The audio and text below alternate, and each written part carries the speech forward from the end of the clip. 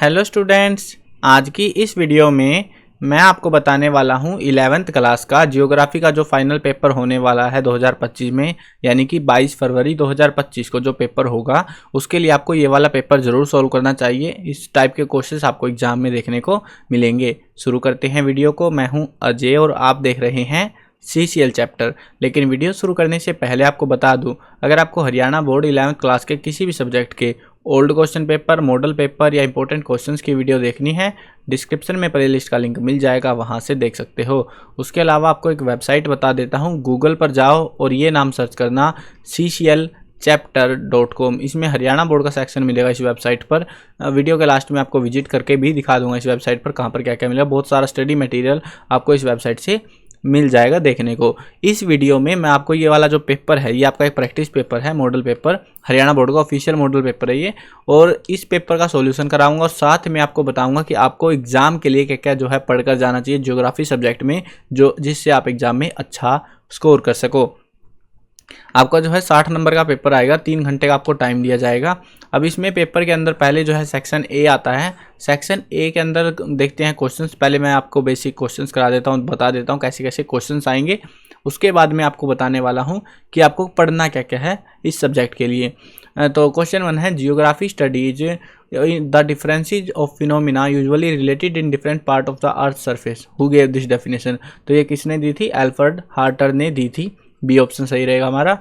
Which of the following statement represent the inner planet, इनमें से inner planet के बारे में कौन सा है? प्लैनेट जो है विदाउट सैटेलाइट जो होते हैं वो है हमारे। नेक्स्ट क्वेश्चन है, which of the following is example of endogenic forces. तो कौन सा है वो है हमारा वोल्केनिज्म। नेक्स्ट क्वेश्चन है, atmospheric layer important for human being, कौन सी लेयर है? वो है ट्रोपोस्फियर। नेक्स्ट क्वेश्चन देखते हैं, which one of the following is suitable for Koeppen's A type of climate. तो कौन सा है वो हमारा? वो है हाई रेनफॉल। यहाँ पे ये ऑप्शन है हमारे, तो ये ऑप्शन डी आएगा, high rainfall in all the months. Next question है, the earth reaches its perihelion in, तो कब पहुंचती है वो पहुंचती है जनवरी में। डी ऑप्शन रहेगा हमारा। यहाँ पे अप डाउन कर रखा है इन्होंने, थोड़ा गड़बड़ कर रखी है। नेक्स्ट जो है क्वेश्चन देखो, in which country the earth summit was held, कौन सी कंट्री में हुई थी अर्थ समिट? ब्राजील के अंदर हुई थी। Which longitude is the standard meridian for India, कौन सा लॉन्गिट्यूड है? 82 डिग्री 30 मिनट ईस्ट, ये हमारा जो है लॉन्गिट्यूड मेरिडियन है।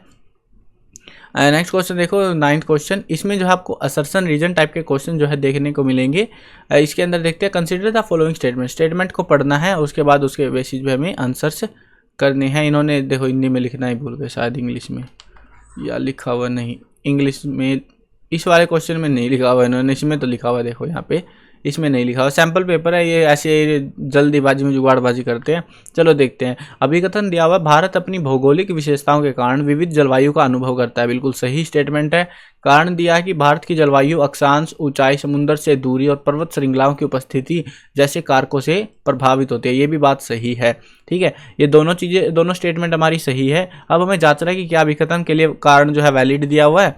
भारत अपनी भौगोलिक विशेषताओं के कारण विविध जलवायु का अनुभव करता है। अलग अलग जलवायु होती है क्योंकि भौगोलिक विशेषताओं में ही आते हैं अक्षांश, ऊंचाई, दूरी वगैरह। तो ये जो कारण इन्होंने दिया है बिल्कुल वैलिड है और इससे रिलेटेड भी है, यानी कि हमारा ऑप्शन ए हो जाएगा। यानी अभिकथन और कारण दोनों सही हैं और कारण अभिकथन की सही व्याख्या करता है। नेक्स्ट क्वेश्चन देखो, क्वेश्चन नंबर 10, यहाँ पे दे रखा है, assertion floods are common natural disaster in India, common है ये नेचुरल डिजास्टर में फ्लड भारत के अंदर। बिल्कुल सही स्टेटमेंट है। रीजन दिया हुआ है, heavy rainfall during the monsoon season and poor drainage system contribute to flooding. तो एक तो ड्रेनेज सिस्टम बेकार है यहाँ पे और ज़्यादा रेनफॉल जो है बारिश हो जाती है मानसून में, तो इन दोनों की वजह से बाढ़ आती है। तो ये भी बात बिल्कुल सही है, दोनों रीजन इनके वैलिड है, तो इसलिए इसका आंसर भी हमारा ए हो जाएगा। करेक्ट एक्सप्लेनेशन है रीजन के लिए।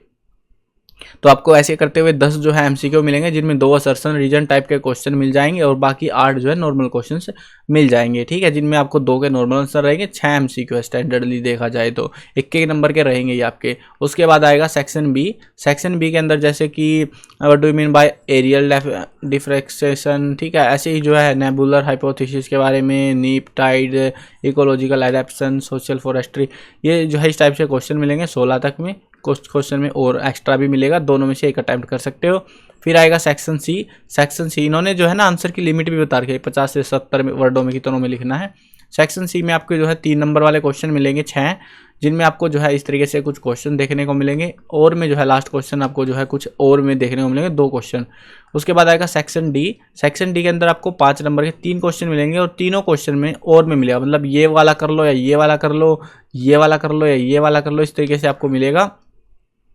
उसके बाद आएगा सेक्शन ई। सेक्शन ई आएगा 5 नंबर का, जिसके अंदर होगा मैप वर्क। मैप आएगा इंडिया का आपका, ठीक है, जैसे कि यहाँ पे दिखाया हुआ है हमें 5 लोकेशन। यहाँ पे जो है ये पहला क्वेश्चन है, भारत के किन्हीं कोई 2 राज्य का जिनकी सीमाएं भूटान से लगती है, तो वो 2 राज्य आपको मेंशन आउट करने, जो आपको आसान लगे वो कर सकते हो, ठीक है। उसके बाद में जो है आपको पल्क स्ट्रेट जो है बताना है, महानदी का डेल्टा बताना, मार्क करना है, नर्मदा रिवर को ड्रॉ करना है, और थार डेजर्ट को मेंशन करना है। तो ये इस तरीके से आपकी जो है इंपॉर्टेंट लोकेशन से जो है आ जाएंगी। अब ये तो रहा आपका पेपर, जो कि मैंने आपको बता दिया है। अब पेपर के अलावा भी बहुत सारी चीज़ होती है। ये पेपर जो है सैम्पल पेपर है, अब आपको भी पता है ये सेम डिट्टो सेम तो आने से रहा। तो इसके लिए आपको क्या करना है, क्या क्या पढ़ना है वो बता देता हूँ।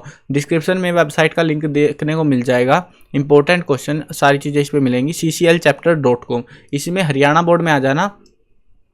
जब आप इस वेबसाइट पर विजिट करोगे, गूगल पे भी ये नाम सर्च कर लेना, पहले नंबर पे आ जाएगी, ओपन कर लेना, ठीक है। अब इसमें हरियाणा बोर्ड के सेक्शन में जब आओगे ना, यहाँ पे बुक्स के सॉल्यूशन, इंपॉर्टेंट क्वेश्चन 2025 के लिए आपको यहाँ पे मिल जाएंगे। ओल्ड पेपर लास्ट 10 ईयर्स के मिल जाएंगे, और मॉडल पेपर वगैरह जो भी कराया है लास्ट ईयर्स के भी वो यहाँ पे मिल जाएंगे। अब देखो, अब की बार हमने जो है सभी सब्जेक्ट 11th क्लास में ज़्यादा फोकस नहीं रहती, क्योंकि बच्चे यार पढ़ते नहीं, हम भी क्या ही करें, तो व्यूज ही नहीं आते, बिल्कुल 2, 4, 5 व्यू मुश्किल से आते हैं। अब देखो, इंपॉर्टेंट क्वेश्चन हमने जियोग्राफी के नहीं बना रखे, लेकिन आपको बता देता हूँ, सीक्रेट बता देता हूँ कि भाई आपको क्या क्या पढ़ना है जियोग्राफी सब्जेक्ट के लिए। देखो, इंपॉर्टेंट क्वेश्चन में अगर विजिट करोगे ना आप लोग 11th क्लास में, यहाँ पे तो कुछ सब्जेक्टों के हमने करा रखे हैं। 11th की हिंदी हो गई, इंग्लिश हो गई, जियोग्राफी के यहाँ पे नहीं कर रखे हमने, ठीक है। 23 तक का एनालिसिस हमने किया था, लेकिन उसके बाद में बुक चेंज हो गई, काफ़ी और भी मतलब बहुत सारे सब्जेक्टों की अलग अलग क्लासेज में चेंज हो गई, तो दिक्कत ज़्यादा हो गई थी, इसलिए 11th का नहीं कर पाए थे। अब यहाँ पे जो है 2023 तक का हमने पूरा एनालिसिस यहाँ पे अवेलेबल करा रखा है। इसके बाद आपको क्या करना है, पहले तो ये वाले क्वेश्चन, इनमें जो है कुछ सिलेबस से कट हो रखे होंगे कुछ क्वेश्चन, ठीक है, वो आपको यहाँ पे अवॉइड करने हैं, बाकी यहाँ से प्रिपेयर कर सकते हो आप लोग, ठीक है। यहाँ पे मैप वर्क भी है दोनों मीडियम में, बाकायदा अगर आप देखोगे मैप के लिए लोकेशन, तो यहाँ पे मैप मिल जाएगा आपको, स्टेट देखो, ताप्ती रिवर, दिल्ली, लखनऊ, जयपुर, ऐसे जो है मेन सी लोकेशन मैंने मेंशन करके, ज़्यादा नहीं करी, बहुत लिमिटेड सी लोकेशन है, ठीक है। ऐसे ही MCQ जो है प्रैक्टिस कर लेना, इंपॉर्टेंट क्वेश्चन है। उसके साथ में सुन लो ध्यान से, ये क्या करना आपको, इस वेबसाइट पर ये इंपॉर्टेंट क्वेश्चन मिलेंगे, ये वाले पढ़ लेना है आपको। उसके साथ में प्लस में बता रहा हूँ आपको 2024 का पेपर इसी वेबसाइट से मिल जाएगा, ठीक है, भटकना कहीं नहीं है, सब कुछ इस वेबसाइट पे मिल जाएगा।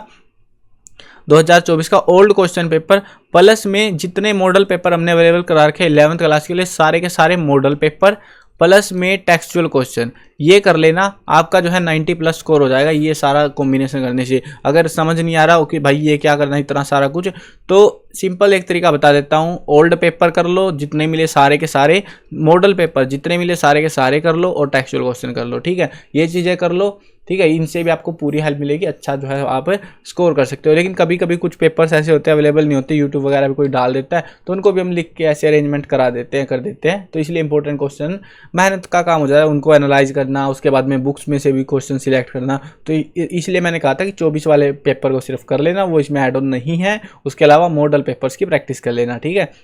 25 वाला नहीं, 24 वाले भी हैं, 4 सेट थे शायद 24 में, तो वो भी आपको प्रैक्टिस करनी है। 23 वाला मिले वो भी कर लेना, जितने पेपर मिले सारे सोल्व कर दो। पेपरों में हर सब्जेक्ट में कर सकते हो, पेपर जितने मिलना ना सारे सोल्व कर लो, पेपरों में कॉम्प्रोमाइज मत करो, ठीक है। उसके अलावा एडिशनल अगर पढ़ रहे हो तो टेक्सचुअल क्वेश्चंस पढ़ो बुक्स के, NCERT बुक्स के, वो सफिशिएंट रहेंगे, मोस्टली क्वेश्चन आपको उनमें से ही मिल जाते हैं।